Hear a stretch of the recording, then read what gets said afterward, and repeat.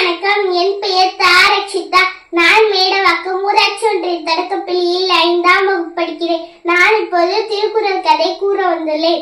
நான் தான் பூமி. ஒரு ஊர்ல தண்ணியும் இல்ல, நிலத்துல புல்லும் இல்ல. அதனால விலங்குகள் எல்லாம் வாடி இருந்துச்சாம். அதனால அந்த ஊரை தள்ளி ரொம்ப தூரத்துல ஒரே ஒரு ஏரி இருந்துச்சு. அந்த ஏரி சுத்தி ரொம்ப புல்லா இருந்துச்சாம். அதனால விலங்குகள் எல்லாமே அந்த இடத்துக்கு தான் தண்ணி குடிக்க, சாப்பிட எல்லாத்துக்கும் வருமா. அப்படி ஒரு நாள் ஒரு ஆமா அந்த போல வந்துச்சா. வரும்போது ஒரு குதிரையை பார்த்துச்சா. அந்த குதிரைகிட்ட கேட்டுச்சா, நீ அந்த ஏரி கிட்ட கூட்டிட்டு போறியான்னு. சரின்னு சொல்லிச்சா. அந்த குதிரை கூட்டிட்டு போய் விட்ட உடனே அந்த ஆமை குதிரைகிட்ட சொல்லிச்சா, உன்னோட வால் ரொம்ப மெலிசா இருக்கு, ஆனா உன் உடம்பு ரொம்ப பெருசா இருக்கு அப்படின்னு சொல்லிச்சான். அதை கேட்ட உடனே அந்த குதிரைக்கு ரொம்ப கோவம் வந்துருச்சான்.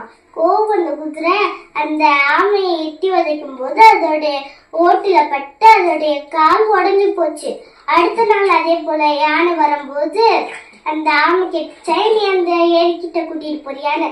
சரின்னு சொல்லிச்சா. யானையும் யானை கொண்டு போய் விட்ட உடனே யானை கிட்ட அந்த ஆமை சொல்லிச்சான், உன் காது ரொம்ப சின்னதா இருக்கு, ஆனா உன் உடம்பு ரொம்ப பெருசா இருக்கு அப்படின்னு சொல்லிச்சான்.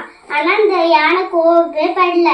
எதை பார்த்து குதிரை, ஏன் நீ இப்படி செஞ்ச, ஏன் நீ கோவப்படல, நான் கோவப்பட்ட போது என்னுடைய காலை வச்சு மிதிச்சாது, அப்ப என் கால் உடஞ்சு போச்சு அதோடைய ஓட்டுல மிதிச்சு அப்படின்னு சொன்ன உடனே, நம்ம மற்றவங்க நம்மளை இகழ்ந்து பேசினாலும் நம்ம கோவப்படக்கூடாது அப்படின்னு சொன்ன உடனே அந்த ஆமை தேவதையா மாறிச்சான்.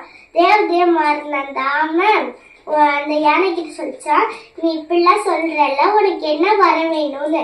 வர வேணும்னு கேட்ட உடனே அந்த யானை சொல்லிச்சா, எங்க ஊர் ரொம்ப தள்ளி இருக்குது, அந்த இடத்துல தண்ணி இல்ல, புல்லு இல்ல, மக்கள்கிட்ட சிரிப்பே இல்ல, அதனால எங்களுக்கு நல்ல மகிழ்ச்சியோட நல்ல செழிப்பா ஒரு இடம் வேணும் அப்படின்னு சொன்னே. அந்த இடத்துலயே நல்ல செழிப்பான இடம்னா அவங்கள்த மாறிடுச்சான்.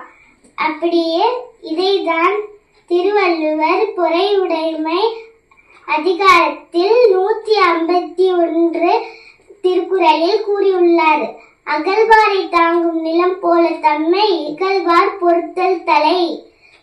அதாவது நம்ம பூமியை தோண்டும் போது பூமி எப்படி நம்மளைய பொறுத்துக்குதோ அதே போல நம்ம மத்தவங்க நம்மளை இகழ்ந்து பேசினா நம்ம பொறுத்துக்கணும்.